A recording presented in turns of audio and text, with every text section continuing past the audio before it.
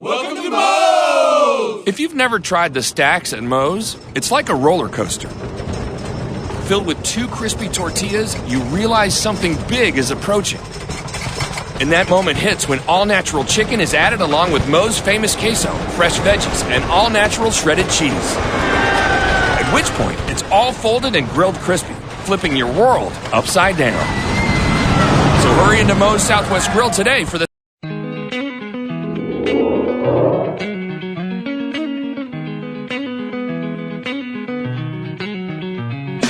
on the Monday Morning Quarterback, NorthJerseySports.com's original multimedia series talking all things football across North Jersey.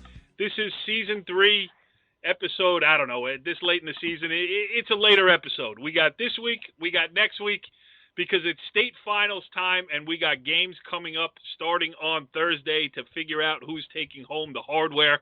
I am Corey Doviak, being joined by my usual cast of characters, starting with our NorthJerseySports.com football insider, Richie Ballgame Barton. What's up, Richie B?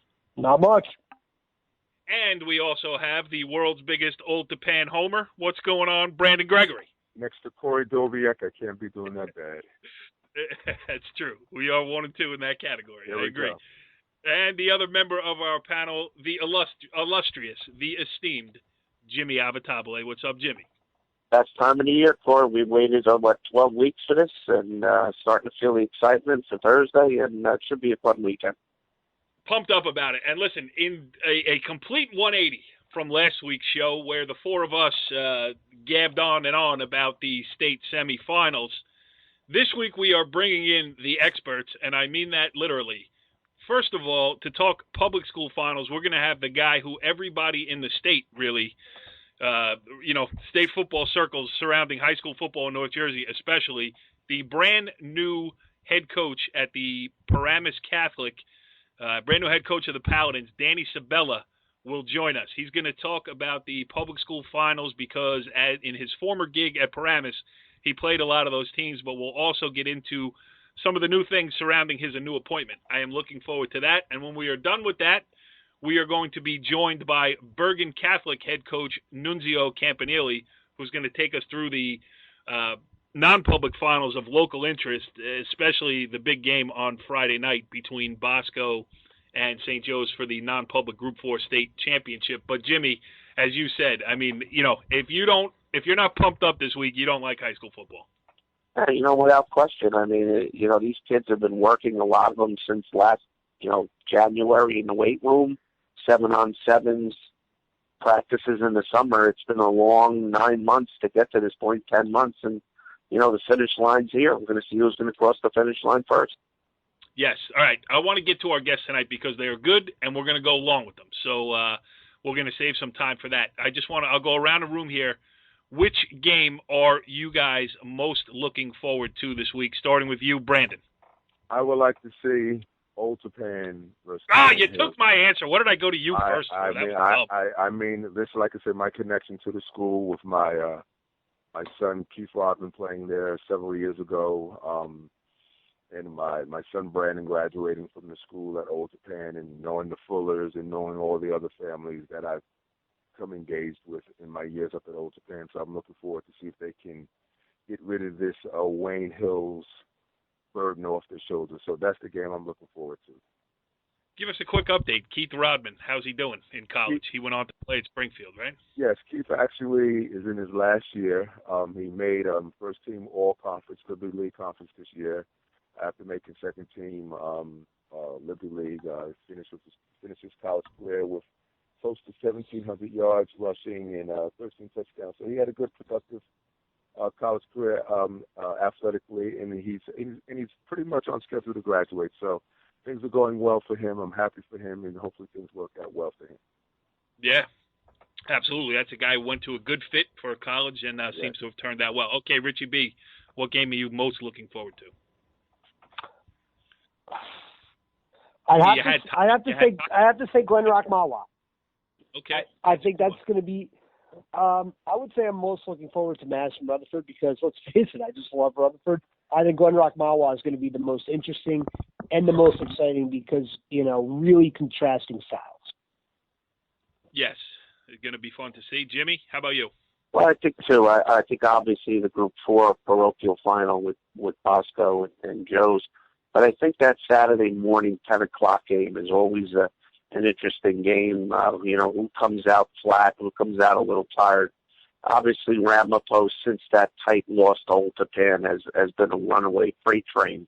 They have not been challenged since then. And, Riverdale, this is their third final in a row. So can they get over the hump? I think that's a very interesting game. Well, listen, Jimmy took Ramapo game. Brandon took the Old Japan game. That leaves me with only one option. I have to abstain.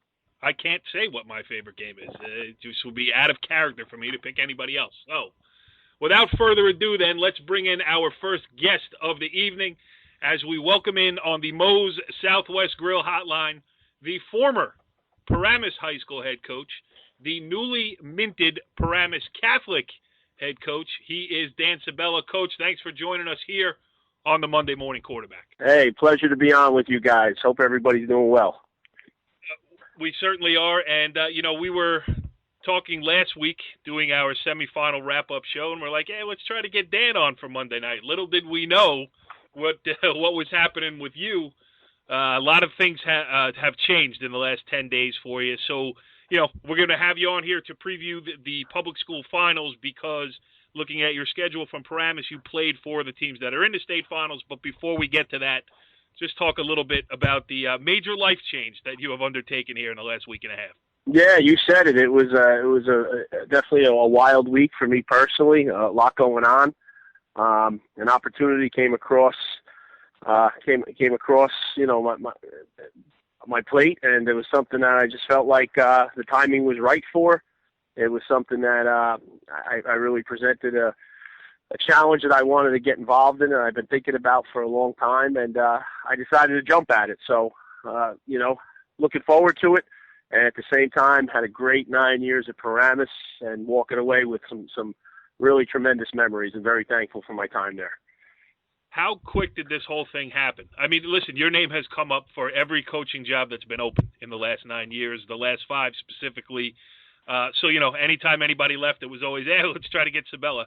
This one obviously intrigued you enough to the point that you took it. So how fast did it move? I mean, once those wheels get turning, they're hard to stop. Yeah, I mean, they wanted to kind of, I guess, go quick from their end for some reasons that we talked about, and felt it was important to get a coach in place as soon as possible. And, just that there were a bunch of conversations. A lot happened over 7 or 8 days, let's put it that way. There were a lot of conversations and a good amount of meetings. And, everything seemed to fit, and I felt comfortable with it. And, hopefully I'm going to do a great job for them over there. Yeah, well, we have no doubt that you will. Go ahead, Brandon.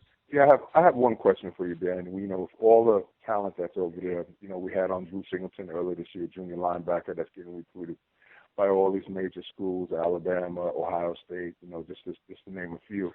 With that type of talent and with your ability to coach where you coach that at Pagoda and Paramus, what do you think that you will bring to the table to bring the Paramus Catholic back to the level they've been in the last couple of years? Well, to me, it starts with leadership.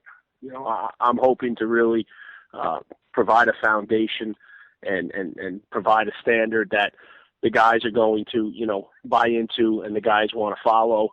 And that means, being a great student athlete, doing the right thing on and off the field, and holding ourselves with the highest character possible. And I think if I can accomplish that, I think a lot of the other stuff will hopefully take care of itself.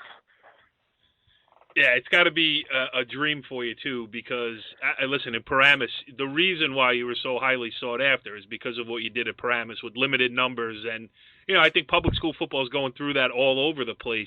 You're stepping into a whole different arena now where, you're going to have to make cuts from the JV team probably because, it's a different kettle of fish. So, are you looking forward to that where, it's not trying to grab a kid out of, hey, you might be able to play safety 2 years from now if I work with you. It's, I got 6 kids that could play safety. What do I do now? Yeah, you know what? I'm learning as I'm getting old here. No matter where you're coaching, from Group 1 right on up here, there's challenges. They're just different challenges, and you guys definitely touched on a bunch of them. And from the people I've talked to, and as much as research as I've done into this, we're going to have. There's a lot of other challenges that go along with this, but the opportunity to be around some talented kids like that, and hopefully be able to mold them and get them better and play a really high level of football. I mean, that's what it comes down. I'm a simple guy. I love this game, very much, and it's very close to my heart, and the opportunity to coach at the highest level possible against the best is to me what it's all about. Have you heard from those guys, the Campaniles of the world, welcoming you to what's really a select club? There's maybe 5, 6, 7 of these programs across the state, and now you're in charge of one of them. I did have a couple of those guys reach out to me. A bunch of the assistant coaches on some of the staffs who I've been friendly with over the years as well, and I thought that was, really cool of them to do that. And it's, I got some funny texts, welcome to the madness, welcome to, it's on another level. It's intense, but I'm excited to be a part of it. Yeah, did you ever think you'd have to hire a social media coordinator? Brandon, we taught Brandon how to turn on the computer this year. Maybe you could get him tweeting. I'm going to probably have to get involved in some things that I've been really resistant in getting involved with in the past, but it's, it's part of the changing culture. It really is. Yeah. Brandon, you got one more about this, or should we move into state final analysis? Well, I have one more question, Dan. Obviously, when I look back at you as who you are as a football player when you played at Pagoda, obviously, and at Monmouth, the thing that always stands out to me is that your ability to develop quarterbacks, from John Robinson to Tyler Smith, the quarterbacks at Paramus, and obviously yourself when you're down at Monmouth. What do you think, what kind of quarterback are you looking for to run that program at Paramus? Catholic. You know what? Paramus. The Catholic, you got to head now. I had to say Paramus Catholic. Yeah. Brandon, the number, to me, it starts with, the mental aspect, and then that carries into the preparation. You touched on it. I've had, a kid like, when I first got to Paramus, we had a kid, TJ Jaconis, who was a fullback playing quarterback. He was a bull.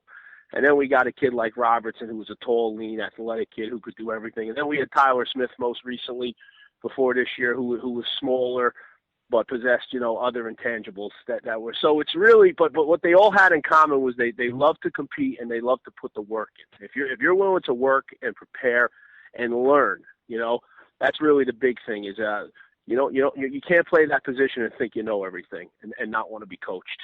Look at, I'm getting ready to watch Tom Brady here play tonight. Who's a better example of him, of that than him? He's on the sidelines at the end of every possession, and he's looking at, he's looking at pictures of the defense, and you got to be intelligent, you got to be open-minded, and you got to be willing to learn and always want to get better. So, and then you can work with that because talent is talent, but a lot about today's athlete is them being willing to let themselves get coached. So that's my job, and that's a part of the challenge with this job. Yeah, well, it's going to be fun, though, because it's going to be, and believe me, no slight against the kids at Paramus. It was fun watching those kids play under you, but it is going to be interesting to see what Paramus Catholic does under you, too. I mean, listen, there's going to be a learning curve for you. There's going to be a learning curve for them. But I think, Brandon, when Danny gets that offense rolling with the talent that he's going to have, it's going to be good. Yes, the offense is going to be very interesting because I know he has a great mind for football. I've always enjoyed how he's coached, how he makes in-game adjustments. That's the thing that I enjoyed most about Dan when I watched his teams play during the course of years at Paramus. The in-game adjustments on the offensive side of the ball and defensive side of the ball, and is willing to take chances at parts of the game where a lot of coaches would be afraid to do that. So that's the thing that I'm looking forward to seeing, and enjoying what Catholic school football is turning into North Jersey again. We have a bunch of young coaches now. Corey, we got Nunzio, we got Augie, we have Dan, Vito. Vito, so you have a bunch of young people in their 40s who are very hungry to make their programs good. So that's what's even going to make it even more interesting because they know they're all competing against each other, and it's going to be a healthy competition. He's going to turn us at NorthJerseySports.com, too. We're going to come out and cover a couple games. All right. I definitely will do that. Looking forward to it, guys.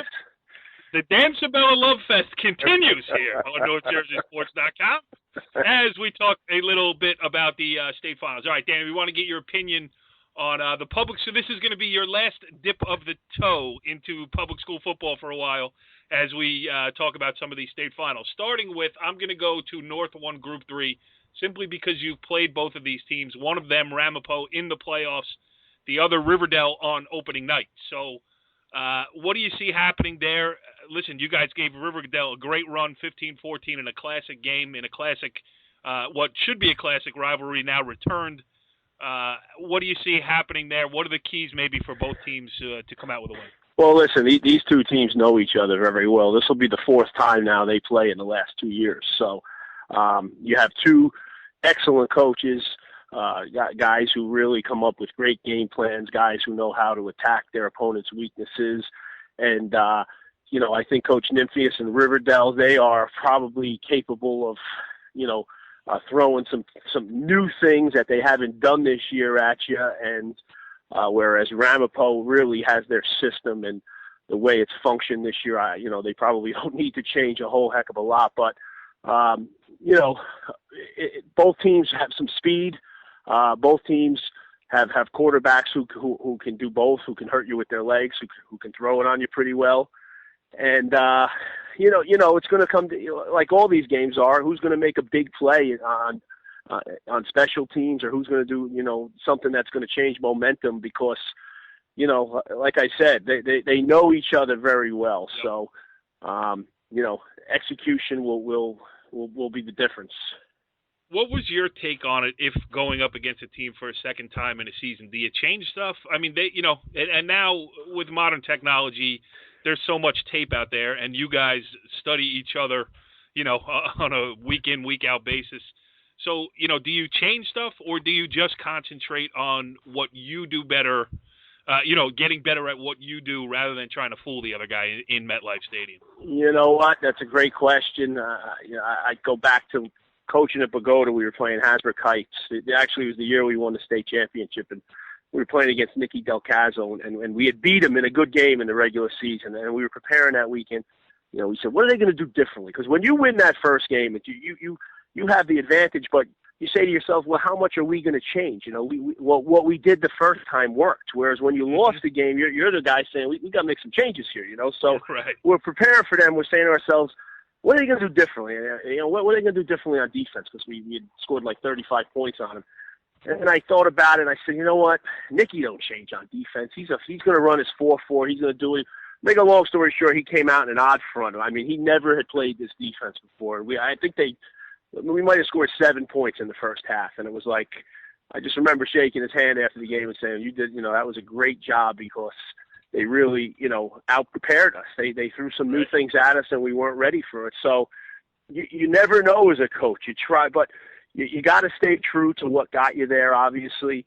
You don't want to give the kids, you don't want to throw too much at the kids because then you start getting in their heads and there is a such thing as over-preparing. So it's really, it's a little bit of a gut feeling, I think. It's a little bit of, getting together with your assistants and trusting your assistants, but there's no exact science to it, I can tell you that much. Yeah, Brandon, you got something? What do you got? I have a question for you, Dan. Even though we're going to talk about all the groups, but I have a question for you when you're playing on this field. How much does the size of the pro field play into how you prepare for these particular games in the state in the state finals? How much does the size of the what? I'm sorry. Of the pro field, the size of the pro okay. field. How much is that? How does that play in for you in your preparation for the game? Because it's a wider field, obviously. Yep, it's important. You got to talk to the kids about the hashes. You got to talk to the kids about, obviously where the ball is going to be marked and stuff. We spent some time on it. For the kickers, it's important, but at the end of the day, it's still 53 1/3 yards across and 100 yards, 120 yards long, 100 yards from goal line to goal line. So you spend some time on it, but you got plenty of other stuff to worry about as well. Yeah, right. It's like the Hoosier scene when he breaks out the tape measure and all that stuff. Exactly.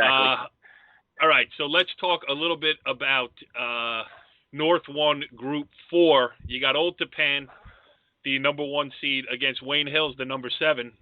And again, I think Old Tappan, and Brandon and I have talked about this on previous shows, I think Old Tappan is carrying a burden here of trying to break through and get that state title. And you got Wayne Hills, and listen, I'm sure we could have your brother Joey on too. You know what? We could have all the Sabellas on. We could get Kevin Sabella on, our hockey guy, Joey Sabella, who did a great job with us 2 weeks ago on the show, and Danny. But it's Wayne Hills, Old Tappan. It's an old state final rivalry too. They played twice in MetLife Stadium. I know you played Wayne Hills. How do you see that one going? Yeah. Again, history between the two teams. They know each other very well. Wayne Hills is typical big up front. They're going to try to push you around. They're going to offensively. Their quarterback is doing is really doing a lot of excellent things for him and making him. He's very multidimensional.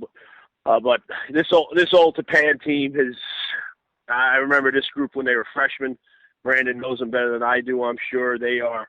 They just seem to be really clicking. So Wayne Hills is going to have to, they're going to have to create some turnovers. They're going to have to make some plays on special teams, or I think they're going to be up against it a little bit. Huh. Yeah, go ahead, Brandon. Real quick, obviously, my knowledge of the Old Tappan team. You're a homer, Brandon. Yeah, I'm a homer. Yeah, that's the story. So I am a homer, and I do know the boys pretty well. But with this particular group, like you said, Wayne Hills size versus Old Tappan speed, overall team speed. But, Wayne Hills obviously got a couple transfers from St. Joe's, the Haig brothers. How do you feel that their speed can overcompensate for their size as far as Wayne Hills versus Old Tappan there? Well, you make a great point, Brandon, and those, they played very well in the Indian Hills game against my brother. I know that they were factors, especially on defense in that game.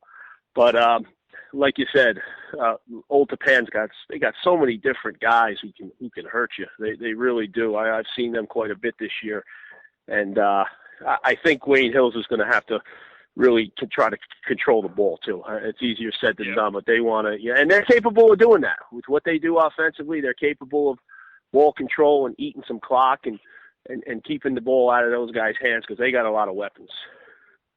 Yes, and the best athlete on the field too. And oh yeah. North 1 Group 5, you played Ridgewood in the Paramus Ridgewood rivalry game. And, they're the number 1 seed. But on this show, we were kind of surprised. Clifton in the first round, and a couple of us picked Montclair to beat them in the semifinals. Ridgewood comes through in overtime with a 24-17 win. And you would say that Passaic Tech would be the favorite, but Passaic Tech's offense has kind of gone south here late, save for that first-round win over Bergen Tech. Ridgewood, Passaic Tech, Danny? Yeah, listen, Ridgewood is as they do what they do. It's exactly what's coming, but they Chuck execute. Johnson ain't changing anything. He's not changing it, but they execute as well as anybody.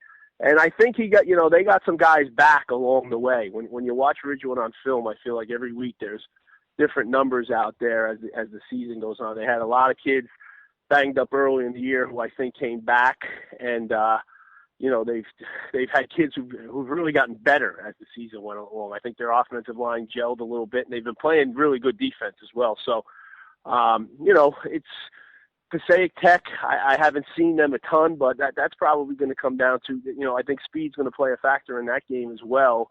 And, right. Is Ridgewood going to be able to, establish their running game? Because if you force them to throw, even though this quarterback is one of their better ones, that's not their game. You know what I mean? They want to grind you, and they want to control the ball as well and be able to run their system. So, speed will play a factor. Yes, and getting out in front, key for Ridgewood as well. Huge. Brandon? Yeah, real quick. I actually saw Passaic Tech play Hackensack in the rainstorm game earlier this year, Dan. Basic team, nothing fantastic, run power football. And like you said, with Chuck trying to do what he normally does with his offense and his defensive side of the ball. besides that being said, how important do you think special teams could play in that game, Dan? Huge. And Ridgewood's they have a very good punter, and they have a good kickoff guy. So I think that could listen. That might, of the three we talked about, that might be the closest game. That game could come down to the last 2 minutes here. I think that's right. Two very close and similar type teams. Yes. All right. So there's two left on the non-public. I don't know how much you know about Mahwah or Glen Rock. I mean, I think that's going to be a fun one. Glen Rock wins in overtime in the semifinals, and Mahwah, out of the number 2 seed, has been pretty dominant in the state playoff. I'm sure you know the coach as well. You want to give us some knowledge on that one, or do you not have? I know a little bit more about Mahwah than Glen Rock, but hey, let's face it, there's going to be some points put up in that game. It looks like they have. I know Mahwah's quarterback. I've heard nothing, but I've heard people rave about him since real early in the season, and I know they have some speed as well. And Glen Rock really has a nice, sophisticated offense, spreads the ball out, another good quarterback. So, I'm a big turnover guy, like most coaches are. The plus minus after 48 minutes will tell you a lot, especially when they're going to throw it as much as they're probably going to throw it in that game. And obviously weather could play a factor as well. I don't know how good Glen Rock's game is, but from what I know about Mahwah, they can run the ball also. So weather might play into it a little bit. Yes, absolutely. And then we have your old stomping grounds over there in North 1, Group 1. Verona and Cedar Grove, two teams not even really in the NorthJerseySports.com coverage area, but both. I know Verona likes to knock you around a little bit, and Cedar Grove seems to have some good athletes. I don't know how much you know about that one. Well, I certainly don't know much. My buddy, Coach Sadlock, is still at it and still getting his team in the finals. So hats off to him. And hey, look, you got two programs who seem to be in the finals or winning state championships pretty darn frequently. So right. Two proud traditions from both schools and a serious rivalry. So I would expect that would be a physical, emotional game. Brandon, what else do you have for Coach Sabella before we let him go on about his business? Kind enough to take about a half hour out of his night to join us tonight. Something we pretty much touched on everything, Corey, from all five groups. And, I just wish Dan well in his new endeavor at Paramus Catholic. And hopefully be seeing him and talking to him soon, Corey. Yes, and my last thing for Coach Sabella is size XXL in a Paramus Catholic football T-shirt, if you would. I will be more than happy to hook you guys up. And, again, I thank you for all the support and what you guys do for our game, because you guys love high school football, and, we have that in common. So that's it's a pleasure to be a part of it. We ain't done with you yet, Sabella. We'll see you next year at Paramus Catholic, and I'm looking forward to it. When I heard the news, actually, I was on the line with your cousin Kevin Sabella. We were talking about it, and all good things were said. So we wish you the best of luck. And really, I think it's a great opportunity for you. I think it's a good guy in the right spot. I know there's been some listen, Paramus Catholic has done great things. It hasn't had the stability that I think you're going to bring. So it's going to be interesting to see what happens when you do bring that, and I wish you the best of luck. I appreciate it, guys. Dan, I have one last question. With everybody in your family that played sports, your brother, obviously, your cousin Kevin, how many windows did you all break at your house when you were growing up, and how many times did your mother beat you all? Oh, man, we grew up. I had a cousin who lived next door to us who ended up wrestling at Duke University, so we were quite a bit. We got a lot of stories, that's for sure. I could only imagine. That little town of Pagoda, the Sabellas are well known. Hey, thanks again, man, and congratulations on the new gig.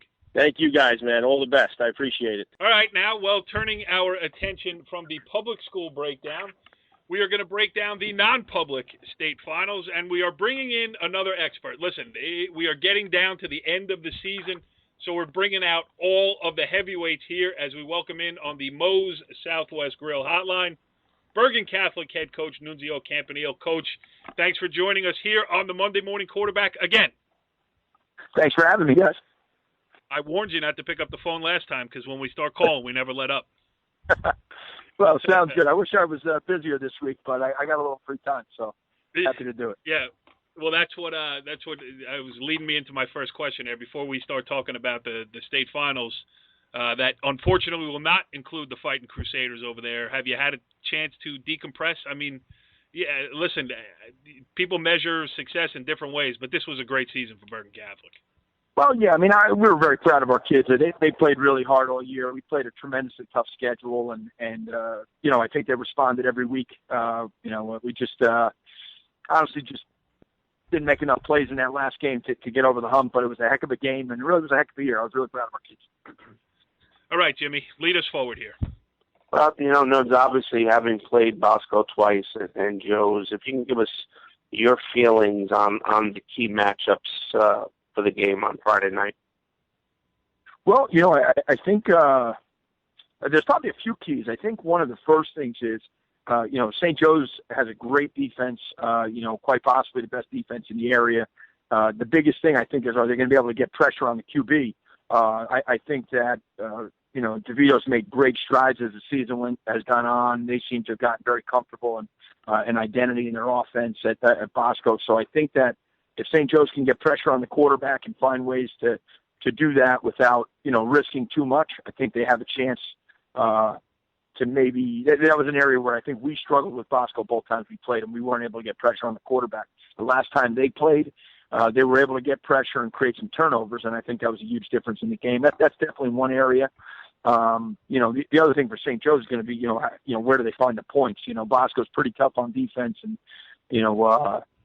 Joe's is a very tough physical team, but they don't make a ton of big plays. I know they made a bunch of them against St. Peter's, but they're going to have to find a way to make some big plays and score from outside the red zone, I think. Go ahead, Brandon. Yeah, how you doing, Nunzio, first of all? Very good. How are you? Very good. Can't complain. Now, how much do you think the coaching experience on the Bosco side is going to play into the game versus St. Joe's? I think it could be a huge factor, but it's an interesting dynamic. I mean, obviously, I don't know if anybody's got more experience than Coach Toll and Danny Morangi as defensive coordinator has been there forever.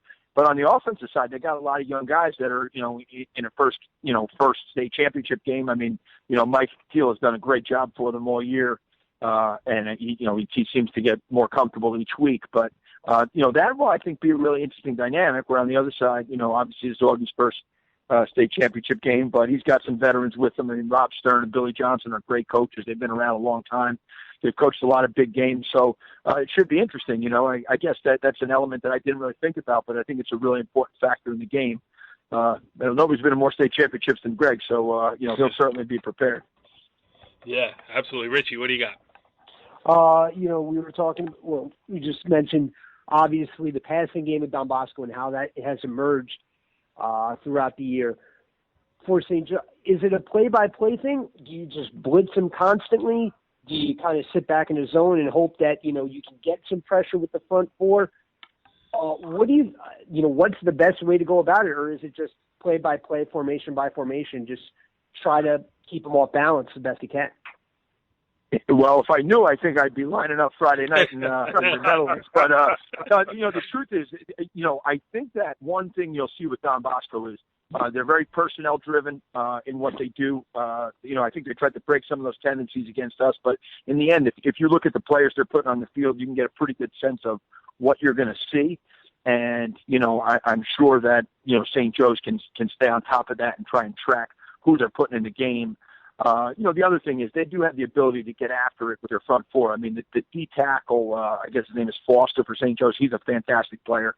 He really, can clog up the middle and make it difficult to run, first of all. But, secondly, for a big guy, he can get after the QB. And both DNs are really good players. So they do have a chance to put pressure on. And then, I think that, the linebacker, Asus, or I'm not sure how you say his name, but he's a heck of a football player, too. He could probably bring some pressure coming up the middle. Paramus Catholic was able to get after him a little bit that way. Brandon is our resident pronunciation expert. How do you say that name, Brandon? He said it better than I could, so I'll take Nunzio's. I'll take him with his Italian background, so that he said it right, and with my background, so it sounded correct to me. All right, yeah, me too. No, how about, Joe's beat Bosco 17-7 on opening day. Obviously, when you think back that far, it's a dog's age ago now. Does that does that have any aspect, play into this at all, or is that just really ancient history at this point? Well, I would think that, to a certain degree it's ancient history, but, on the other hand, the St. Joe's guys know that they're capable of beating them, and Don Bosco knows that St. Joe's is capable of beating them. So I guess that's an interesting dynamic, but I do think that it's a long time ago. I mean, both teams have changed tremendously since then, and, I think over, 11 games and 12, 13 weeks, you really start to find your identity. I think both teams are pretty sure of who they are right now, so it'll be a heck of a game. They'll both be really prepared.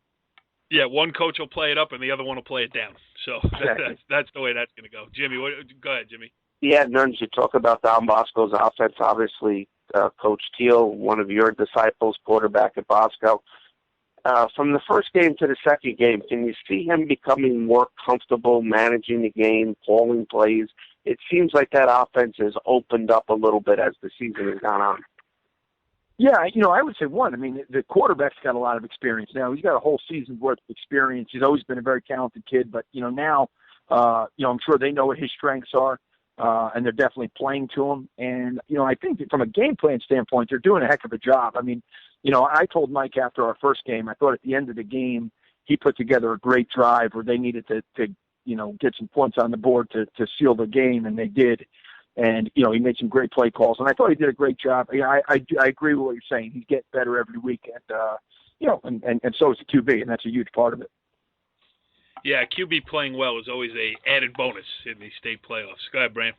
Real quick, we're talking about everything else defensively, offensively with quarterbacks, but one of the strong points that I've always said about Bosco teams that they have great special team play, field goal kickers, punting, and so forth and so on. Now, that's always an aspect of football, Nunzio, that's not talked about enough and how that can determine the game. What do you feel? What team do you feel has the advantage on as far as the special teams are concerned? I got to be honest. I think it's pretty even. I mean, Bosco's a great kick blocking team, but St. Joe's is really sound in the special teams game too. They got a great young kicker. I think they probably have similar range and leg strength, both kickers. One thing I think that Don Bosco has done is they've forced everybody in this league, everyone that plays them, to get much more sound in the special teams game. And, everybody understands when you play them that the game can be won and lost there. And, so I'm sure St. Joe's going to be very on top of it. But, it's obviously a source of pride for Don Bosco. Blocking kicks is one of the biggest things they do. But, St. Joe's blocked 2 kicks in the first round of the playoffs to kind of help get them there. And, it's a big part of their identity now, too. So I think there could be some huge plays made. The first time we played Bosco, they blocked the kick on us. Last time we played, we blocked 2 on them. So, I'm certain that, Bosco will be working hard on that, but so will St. Joe's. No, I'm rooting for you, and I wish you were playing in the state final. But selfishly, when you're not playing in the state final and you're on the show breaking stuff down and speaking freely, it is highly entertaining. So, it sucks for you, good for us. I'm sorry, pal. Richie, go ahead. And if you want to switch to the DePaul game, we can do that too. I'm actually going to stick with this, and I'm going to talk about, Why not? I'm having fun. I mean, talk about, just being at MetLife Stadium. Talk about what a difference it is to play there, a difference it is to coach there, because it just seems, early on in those games, wacky things kind of happen, and late in those games too. I mean, do the kids sense the pressure because of the magnitude of the game or playing in the stadium, or talk about how you see it from your perspective? Honestly, I think every kid is different. It definitely is a different feel playing in an enormous stadium. I actually wish we could play in, great high school stadiums, great venues. Like, playing at Don Bosco last week was probably a better experience, except for that, hey, you get the bright lights and the big stadium, and that's pretty cool. I definitely think it affects some kids, just the opportunity to be there. And I also think, like, the crowd, it can be really loud, but at the same time, the place looks a little empty. It's a little disconcerting at times for some of the kids. But neither team, I don't think, has played there in their careers. So maybe St. Joe's did one time, but more often than not, they haven't really been in the stadium, I don't think. So, it could go either way. I mean, who knows how either team reacts to it, because there's really no way to simulate it, that's for sure. I agree with you 100%. We've had that conversation on the show about high school venues for state finals. I mean, there is nothing better than getting 8,000 people ringing fences and everything else to make it feel like a real big game. I mean, big stadium does not equate to big game when it looks empty. Sometimes you got 16,000 people in there, and it's like a cavern. Anyway, Jimmy, you want to switch to the DePaul side? Okay. I just had one more St. Well, go ahead. question. Hey, listen, if Coach is in, I'm in. So if he tells us he's done, we'll let him hang up. But, Coach, feel free to ask him whatever you want. Yeah, Nuns, obviously St. Joe's started a sophomore in Nick Patty, a kid that had a lot of publicity early in the season.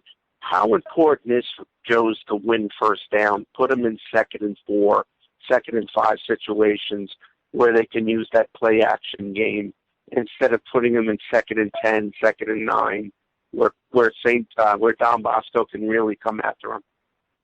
I think it's critical because, one, St. Joe's has a great play action game, and if they can get, they really do a great job of getting big passes off their best runs. I would say that's one of the things that Rob does a great job as a play caller. He really, packages their runs and passes really well. And if they're in 2nd and 9, 3rd and 10, it's not really advantageous to a young QB. It's really not advantageous to any quarterback, especially a young guy.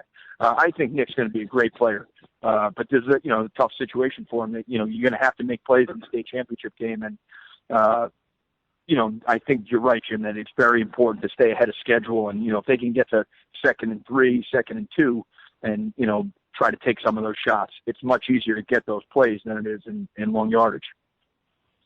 Yeah. All right. I will be the guy to switch to DePaul because I don't even know how much you know about St. John-Vianney, but Corey, I yes. have one, and you can go into DePaul. Last one, Nunzio. Hey, Nuns, I'm trying, man. I'm trying. It's all good. You know something, Nunzio, and I think this is just as important as everything else that we said. I think Coach Toll better than anyone else. He's legendary for his pregame speeches. How hungry is he in your personal knowledge of him? How hungry and how intense is this week up at Don Bosco as far as preparing for this game? I'll guarantee you they're pretty cranked up. I'm certain that he is. Arguably the best coach in the history of the state. I mean, I know there's been a lot of great coaches. It's always hard to say those things, but he's arguably the best coach in the history of New Jersey. And to get into a game where they haven't been in the state championship in 3 years or so, which at most schools that would be a no big deal. But I guess at Don Bosco, it's I guess a birthright or something to be in the state championship. So he wants to win, and he's the greatest competitor I've ever met. So I'm sure he is fired up this week, and I'm sure he will have those guys ready to go. But I'm sure Ogie does too. I certainly don't know him like I know Coach Toll, but I'm certain that Coach will be getting after it this week, the whole week in practice, and Friday night before the game, I'm sure. Are you? Is it weird for you because you have such a close relationship, and obviously they knocked you out last week, but does anybody reach out, or you keep your distance and you're watching just like we are? Yeah, I pretty much keep my distance. I mean, obviously I'll talk to those guys when the season's over. We actually have our all-league meeting tomorrow, which is always a sight to be a part of. But, right. It's especially when two teams are playing each other at the end of the week, it always becomes a little interesting. But, I pretty much, I'll make sure I get together with those guys after the season ends, but not before that. All right, Richie, ask him a DePaul question, please. Okay. Again, as Corey said, not sure how much you've seen about St. John-Vianney, but as far as DePaul goes, I mean, obviously Walker, huge playmaker, as is Jesus Dubois, the receiver, but for DePaul, I think it really begins and ends for them up front. I want to talk about their D-line for a second. Talk about, for a team that hasn't seen, one of the power teams in the state, how does St. John-Vianney deal with, Clayshawn Alexander and who's it? I can't remember his name. Yes, Michael Blumford, yeah. Yes. I think there's a legitimate argument that he is the best defensive lineman in the state. he was the most. I mean, Rashawn Gary played fantastic against us, but Blumfor was like a menace. I mean, he was impossible for us to block. And I think that's a great question. I think that they've got a couple players at DePaul that, one, I think they play really hard, and two, I think that it's hard to simulate that when you haven't seen it. I know, St. John-Vianney's got some really good offensive linemen over there too, but when you haven't played against guys like that definitely has to be an issue. So obviously St. John's has a lot of great athletes. The quarterback's a super talented kid, but that's going to be a major issue, trying to block that D-line. And the linebackers at DePaul are fantastic too. I mean, they bring a front seven that can really play. Jimmy? Yeah, no, obviously when you talk DePaul, most people mention Walker, Dwumfor. But, I mean, the two kids that I think that have made them a much better football team is Nasir Hooker, who I think is the best tailback in the league consistency-wise. And their quarterback, Applewhite, I think is come forward the last 3 or 4 weeks in leaps and bounds. What do you think about those two? I think it's a huge point. I think that the kid Hooker is definitely the most underappreciated player around. I mean, he is a legitimate bona fide scholarship tailback, and he really plays hard. They balance the carries out, it looks like, the last few weeks, and he's performed really well in every game.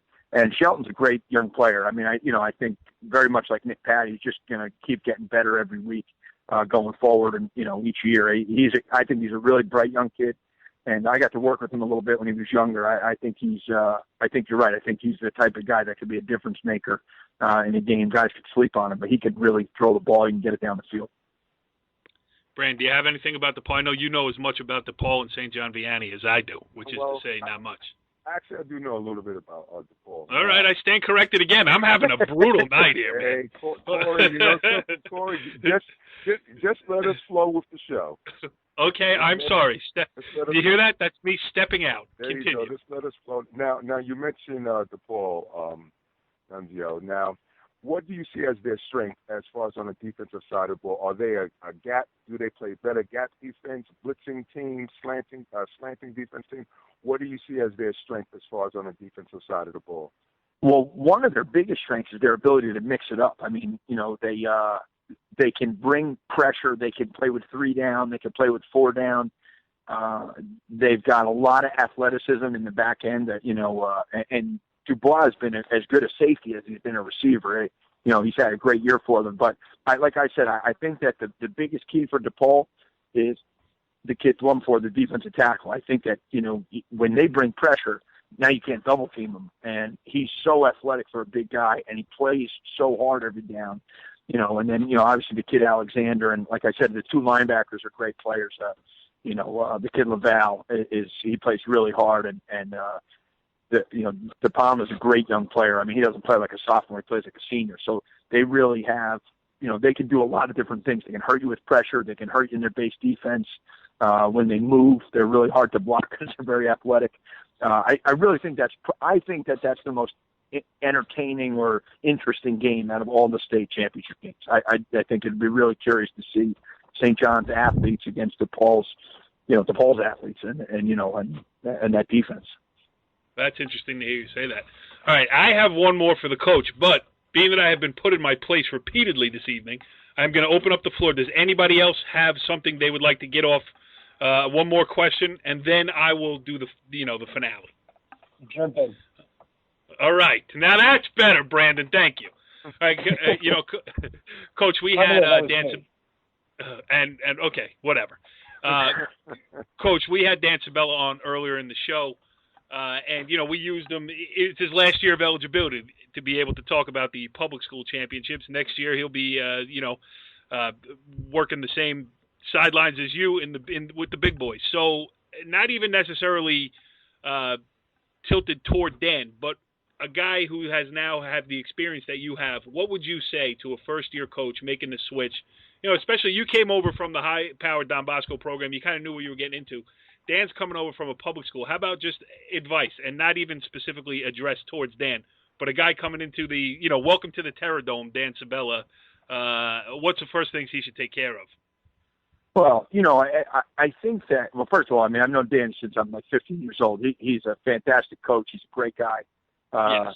I think that, I'm sure he'll do a great job. He doesn't need a lot of advice from me. But the things that are definitely different going from, I think, being a public school coach to walking into a program like Paramus Catholic or any of the other ones in our league is, I think, managing the number of players, the number of guys that can compete for jobs, managing the off season. There's a lot that goes to it, managing the families, managing, parents' expectations.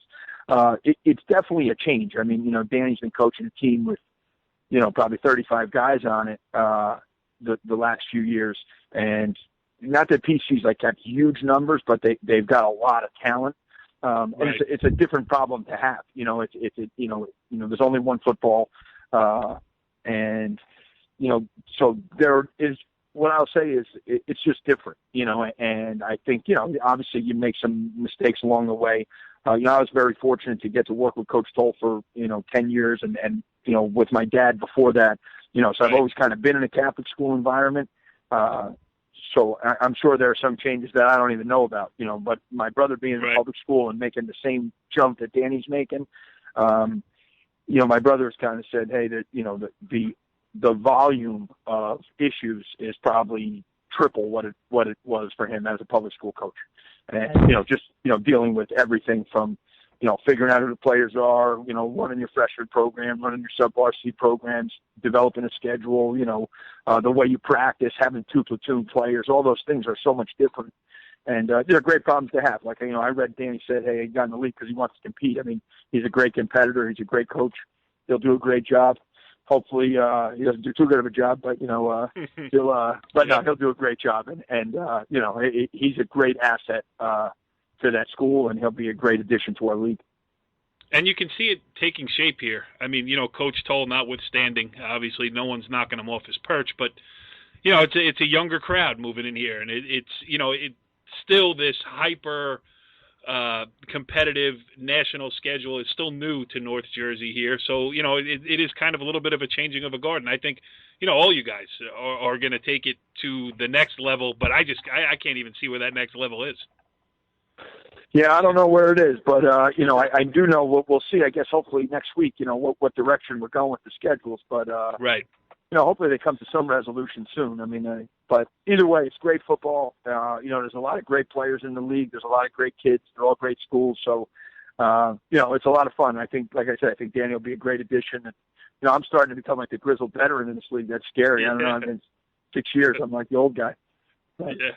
And you and your brother are currently communicating with each other? All that's behind you now? Yes, absolutely. We're communicating. Good stuff. Nunzio, I don't know how to thank you enough. Half hour worth of your time here, and it was a great listen. I'm going to go back and listen to the show myself tomorrow because this was fun. So we appreciate it. All right, thanks, guys. Thanks for having me on. Well, if you're going to watch the state finals this week, you are now armed with an unbelievable amount of information.